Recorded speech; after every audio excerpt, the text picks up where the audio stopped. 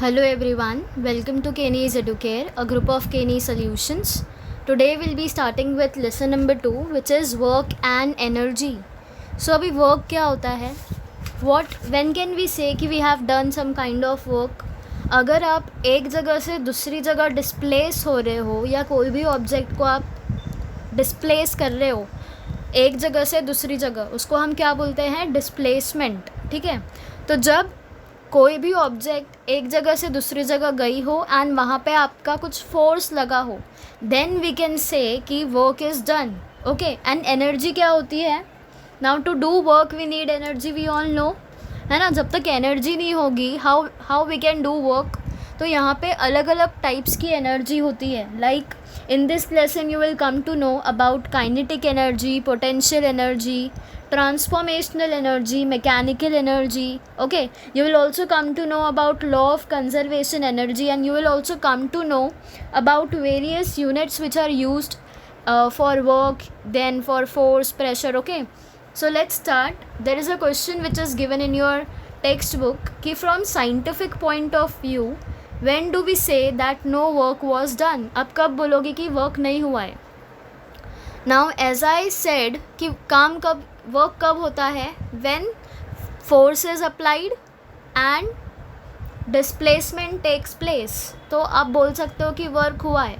पर अगर force apply नहीं किया है एंड डिस्प्लेसमेंट मतलब डायरेक्शन चेंज नहीं हुआ है, तो यू विल से कि no work is done. Okay, see, work is said to be done when the force is applied on an object.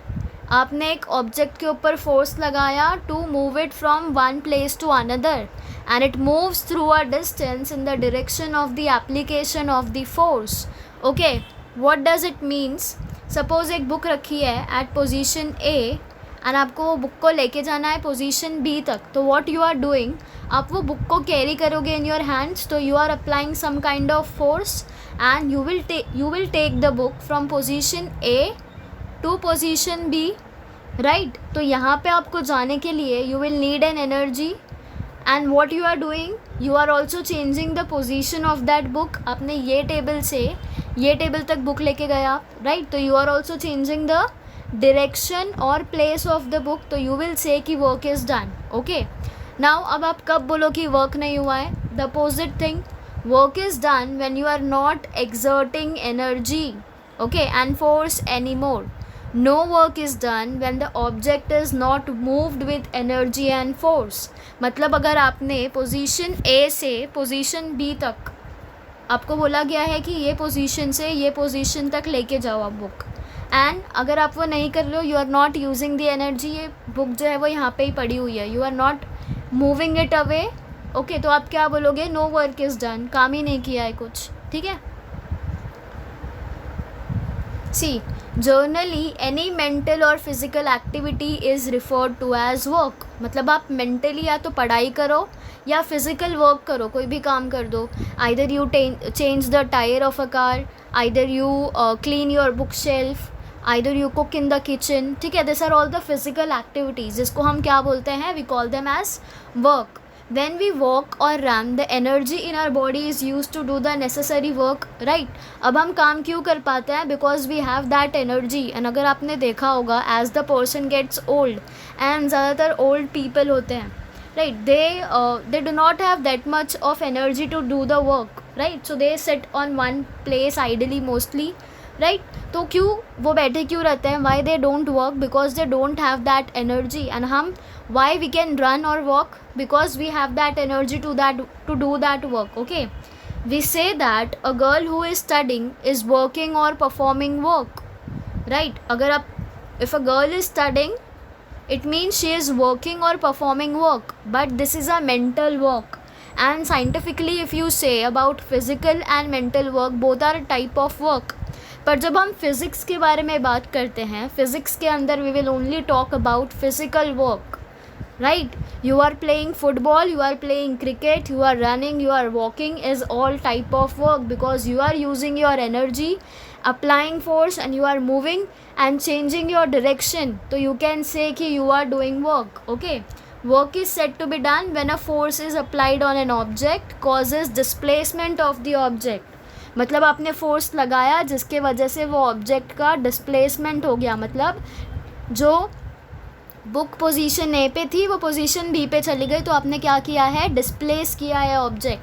तो यू विल से the work is done. Okay, you have already learned that the work done by a force acting on an object is the product, मतलब work done W is the product of, product मतलब क्या होता है, multiplication. ठीक है, product of magnitude of the force. तो work is magnitude of the force F and the displacement of the object, displacement मतलब which is denoted by D.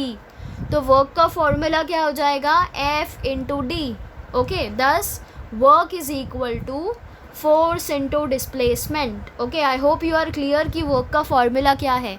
If any sum is given ahead to find out the work और to calculate the work, you will use this formula. Okay, W is equal to F मतलब force and D मतलब displacement. Okay, now C what are the different types of forces and their example. तो पहला एक है electric force, magnetic force हमें magnets में पता है, इलेक्ट्रिक फोर्स जो है वो इलेक्ट्रिकल अप्लाइंसेस पे लगती है, न्यूक्लियर फोर्स एटॉमिक बॉम्ब्स पे लगते हैं, फ्रिक्शनल फोर्स जो है व्हाइल यू स्केट तो वहाँ पे फ्रिक्शनल फोर्स आप यूज़ करते हो.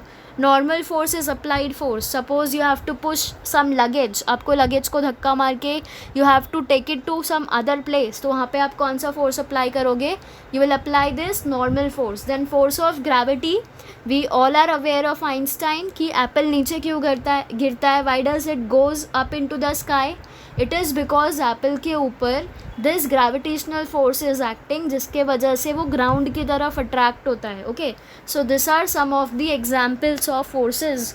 देर are many forces which are there. Okay, and if you know other you can write them also. ठीक है, now one question is given. Meenakshi wants to displace a wooden block from point A to point B along the surface of the table as shown in the figure.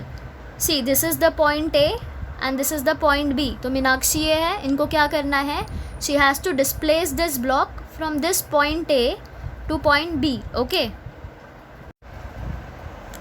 Now she has used force F for the purpose. अब इसको move करने के लिए from point A to point B she is using a force which is denoted by F. Okay, now has all the energy she spent been used to produce acceleration in the block. Acceleration मतलब क्या, acceleration is the change in velocity per unit time and velocity क्या होती है, velocity is the speed.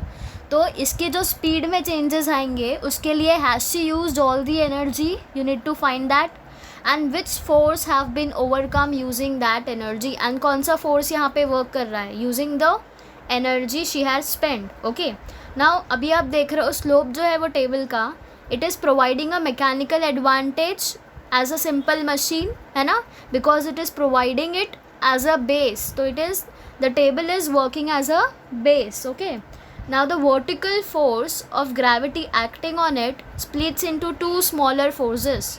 ठीक है, दो small force यहाँ पे जनरेट हो रही है. पहला इज़ पैरेलल फोर्स एंड दूसरा इज़ परपेंडिकुलर फोर्स. तो पैरेलल मतलब दो लाइन सामने होती है तो we call them as parallel, and perpendicular किसको बोलते हैं हम, ऐसा जो होता है एंगल इसको हम बोलते हैं परपेंडिकुलर, राइट. तो parallel if you see slope A and slope B सामने सामने है तो they are parallel to each other. Perpendicular if you see Meenakshi is here, slope A is here and slope B is here, तो is it making a perpendicular plane, right. तो यहाँ पे कौन से दो एंगल्स, दो फोर्सेस आ रहे हैं, perpendicular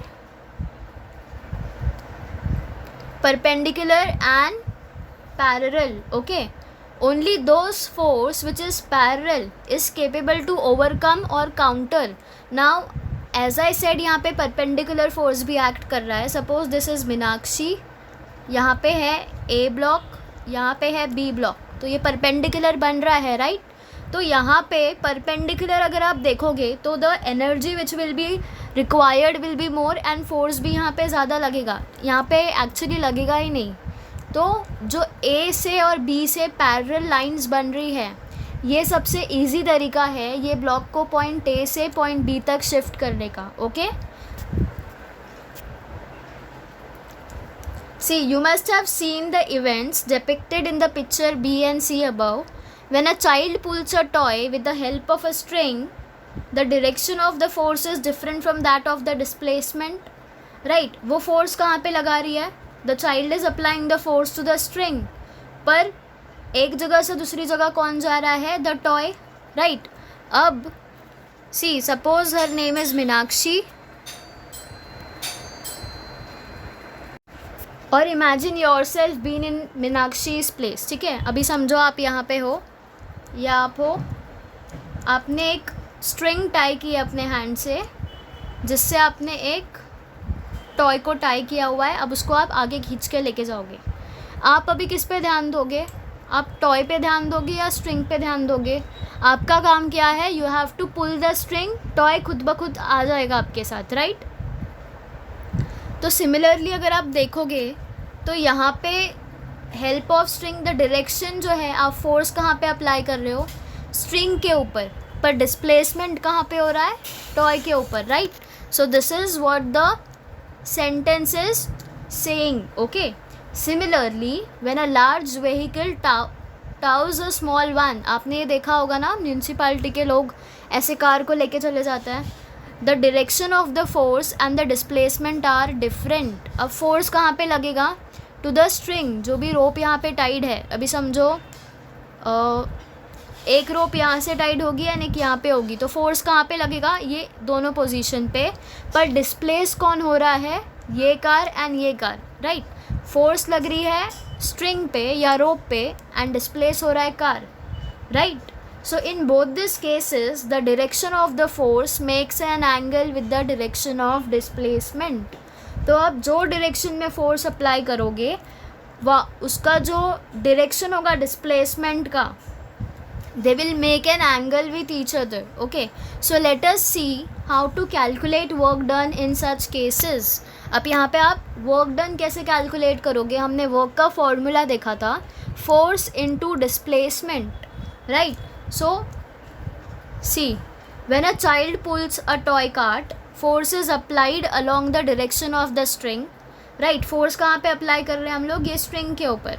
While the cart is pulled along with the horizontal surface, है ना, कार्ट खुद से आ जाता है. In this case, in order to calculate the amount of work done, we have to convert the applied force. मतलब जो force हम यहाँ पे अप्लाई कर रहे हैं, इस फोर्स को हमें कन्वर्ट करना है ये वाले फोर्स के अंदर, which is along the direction of displacement. तो यहाँ पे जो फोर्स लगा हुआ है उसको इसमें कन्वर्ट करना है. Okay. So let F be the applied force and F1 be its component in the direction of the displacement. तो F मतलब कौन सा फोर्स? F मतलब वो फोर्स जो आप यहाँ पे अप्लाई कर रहे हो, एंड F1 मतलब ये जो डिस्प्लेसमेंट हो रहा है बिकॉज ऑफ विच फोर्स, इसको हम F1 बोलेंगे. फॉर एग्जाम्पल यहाँ पे F फोर्स लग रहा है एंड ये डिस्प्लेस हो रहा है, it is because of the F1 force. Okay, remember this. S मतलब क्या होगा? डिस्प्लेसमेंट. ये जो टॉय है वो ये वाले पोजीशन से ये वाले पोजीशन तक आई है, मीन्स इट इज़ एक जगह से दूसरी जगह तक आई है. It is displaced from one position to the other. Right? तो उसको हम किससे डिनोट करेंगे? S से. तो रिमेंबर F कौन सा फोर्स है? द फोर्स जो हम अप्लाई करते हैं स्ट्रिंग पे. F1 कौन सा फोर्स है? जो ये टॉय के ऊपर लगा है, because of which it is displacing from one position to the other, and S मतलब displacement. Okay, remember this three. Now the amount of the work done is given by, अभी हमने वर्क का formula क्या देखा था? W is equal to F into S. Right? पर यहाँ पे हम लोग F1 इंटू S लेंगे बिकॉज यहाँ पे F1 जो है वो डिस्प्लेसमेंट का कंपोनेंट है, तो we will write here F1. Okay, अब हमें तो F का पता है, F1 क्या होता है, तो we will have to find that using a formula which is given in your trigonometry. Okay, so let's see. The force F is applied in the direction of the string, है ना. हमने जो string पे force लगाई है उसको हम बोलेंगे F. That is at an angle with the horizontal. Now let Q be the angle that the string makes with the horizontal. ठीक है, ये क्या है? Q एंगल हो गया. ओके, Q एक एंगल हो गया. Then we can determine the component F1 of this force F which act in the horizontal direction by means of trigonometry. अब यहाँ पे हम क्या यूज़ कर सकते हैं, वी कैन यूज़ कॉस का formula because we know the base and we know the hypotenuse. Base में क्या आएगा, बेस में it will be the direction of displacement, right. And यहाँ पे एफ पोजीशन पे क्या होगा, the force you are applying to the string. तो समझो आप यहाँ पे हो, स्ट्रिंग अटैच्ड है एंड यहाँ पे आपका टॉय रखा हुआ है। Okay, this is your toy, this is your toy. ये आप हो, ये स्ट्रिंग है एंड ये आपका आगे का पाथ है, ठीक है। तो कॉस का हमें पता है फॉर्मूला होता है बेस अपॉन हाइपोटेनियस। तो अब बेस क्या होता है एंड हाइपोटेनियस क्या होता है, जो लॉन्गेस्ट आपको एंगल दिखेगा ट्रायंगल के अंदर किसी भी, see this is the triangle, right. तो ये जो लॉन्गेस्ट साइड होगा ट्रायंगल का उसको हम बोलेंगे हाइपोटेनियस एंड बेस मतलब ये वाला एंगल। ओके, तो ये बेस पे हम देख रहे हैं F1 दिया हुआ है एंड हाइपोटेनियस वाले एंगल पे F दिया हुआ है। तो what we will get, base is F1 and hypotenuse is F। तो हमें क्या मिल गया value, cos is equal to F1 upon F, right. अब हमें क्या फाइंड करना है, अकॉर्डिंग टू दिस फॉर्मूला हमें F1 की वैल्यू चाहिए पर हमें मिली है cos की वैल्यू, इसलिए हम क्या करेंगे, F1 लेंगे। तो we will write this F1 is equal to, इन दोनों को मल्टीप्लाई कर देंगे तो ये क्या बन जाएगा, F एंड cos। ओके, तो work done bye F1 is Fs cos, ठीक है। नाउ S मतलब क्या होता है, displacement.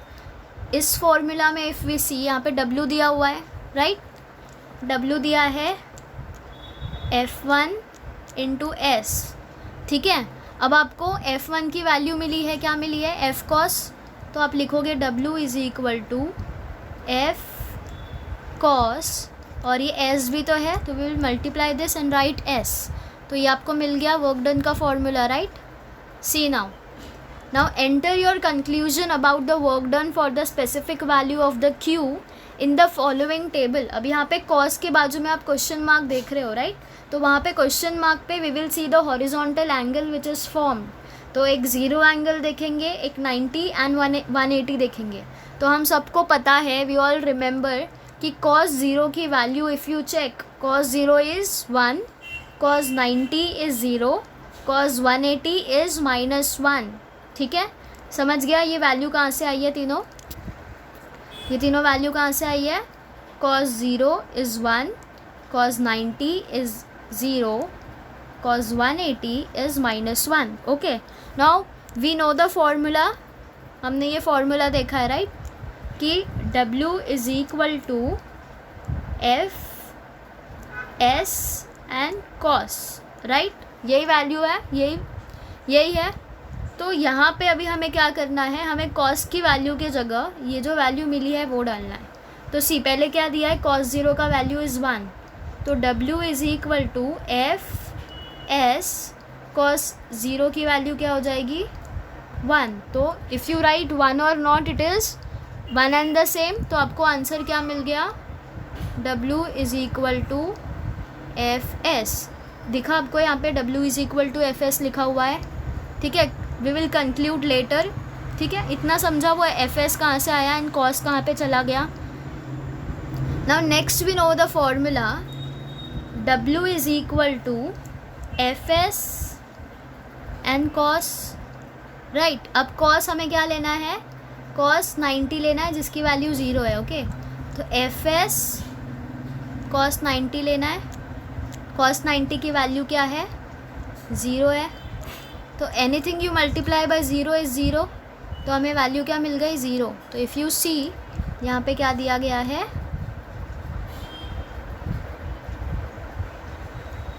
0, right. Next we will see with cos 180,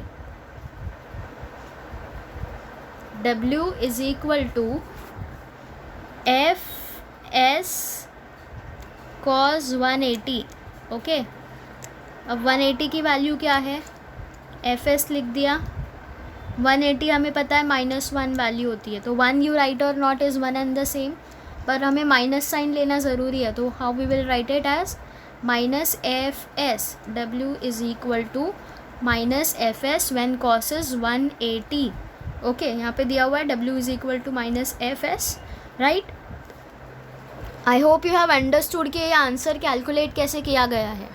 okay, now what you will conclude कि जब cos 0 की cos 0 आपने कैलकुलेट किया तो आपको क्या मिला, you got answer which is in positive. तो maximum work done by the force, तो जब ये पॉजिटिव में आंसर मिलेगा तो means maximum work is done. Okay, cos 90 उसकी वैल्यू हमने देखी 0 थी and we got the answer as 0. तो भी यहाँ पे हम क्या बोल सकते हैं, 0 work is done by the force. Okay, then cos 180 की वैल्यू वी सॉ कि -1 मिली है. Okay, and we got the answer as work is equal to minus F S. अब अगर वर्क नेगेटिव में होगा तो it means you can say कि वर्क नहीं किया गया एक तरह से. ओके, तो negative work done by the force, this is how you will conclude. अगर आपको नेगेटिव साइन मिला है मीन्स नेगेटिव वर्क डन, 0 मिला है मतलब 0 वर्क डन, पॉजिटिव में मिला है मतलब maximum work done. Okay, I hope you are clear with this, how you will conclude and how you will calculate this table. Okay, so let's move ahead. अभी unit क्या होता है work का, जैसे हमें पता है टेम्परेचर का डिग्री सेल्सियस होता है, वैसे वर्क का यूनिट क्या होता है. Now we are aware of the formula कि वर्क होता है वो फोर्स इनटू डिस्प्लेसमेंट. अब फोर्स का भी तो कुछ यूनिट होता होगा एंड डिस्प्लेसमेंट का भी होता होगा. तो in SI system the unit of force is newton and the unit of displacement is metre. तो आप अभी वर्क को किस में डिनोट कर सकते हो, you can write work is equal to newton metre.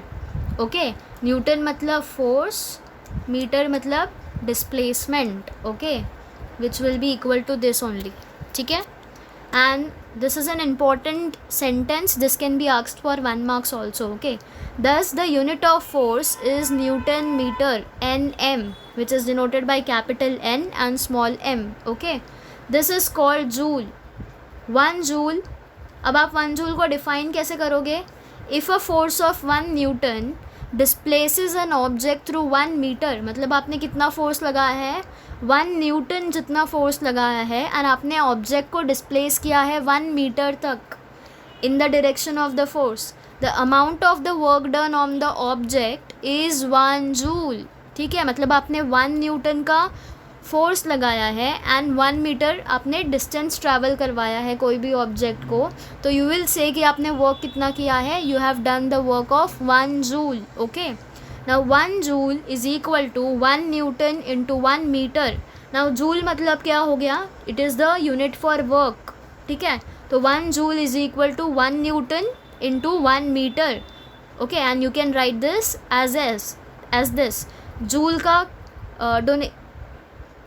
Joule you can write as capital J. तो 1 J is equal to 1 newton का वी सॉ की कैपिटल N एंड 1 मीटर का we saw as small m. Okay, now in CGS system, अब ये SI system था, CGS system में the unit of the force is dyne. यहाँ पे newton था, CGS में डाइन है, and that of the displacement is centimetre. यहाँ पे मीटर था, यहाँ पे सेंटीमीटर है. तो always remember this can be asked in true और फॉल्स. ठीक है, तो रिमेंबर कि SI यूनिट का यूनिट क्या है एंड CGS सिस्टम का यूनिट क्या है. ठीक है, दस the unit of the work done is 9 centimetre. Okay, this is called an अर्ज. ठीक है, अभी यहाँ पे आपने देखा क्या था, जूल था, यहाँ पे क्या है, अर्ज. अभी 1 अर्ज क्या होता है, if a force of 1 dyne, मतलब 1 जूल, 1 न्यूटन था, यहाँ पे न्यूटन को रिप्लेस किया था डाइन से, तो 1 डाइन का force displaces an object through 1 centimetre in the direction of the force. The amount of the work done is 1 erg. It is similar the same way we saw in SI system, बस यहाँ पे क्या हो रहा है, SI system and CGS system का unit अलग होता है. Okay, I hope you are clear with this units. ठीक है, now what is the relationship between joule and अर्ज. अभी हमने देखा जूल जो था वह SI सिस्टम का था एंड अर्ज जो है वो CGS सिस्टम का था. तो we know that 1 newton is equal to 10⁵ dyne. ठीक है, and 1 metre is equal to 10 square centimetre means 1000 centimetre. 1 metre is equal to 1000 centimetre, right. तो see work is equal to force into displacement, ये formula हमने देखा. अब work का unit क्या है, 1 जूल. फोर्स का क्या है, 1 न्यूटन. डिस्प्लेसमेंट का क्या है, मीटर. तो क्या हो गया, 1 joule is equal to 1 newton into 1 metre.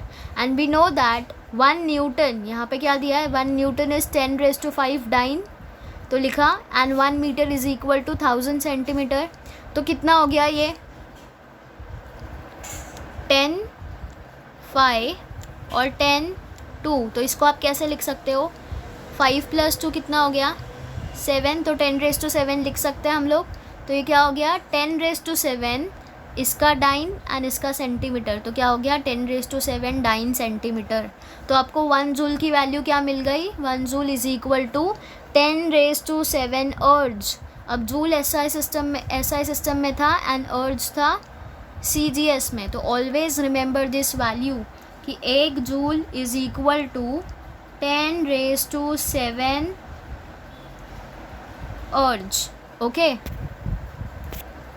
this can be asked for 1 marks in fill in the blanks.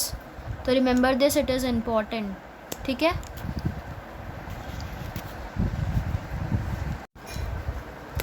I hope you are clear with all the basic parts which are there in this lesson. Now in the next lecture we will start with positive, negative and zero work. Then we will see about kinetic energy, then potential energy. Okay, so this all expressions we will study in the next lecture. So there are many numericals and theories which you need to understand in this lesson. Okay, so be thorough with the basics from and see each and every lectures which I have recorded. Okay, so for today, thank you everyone.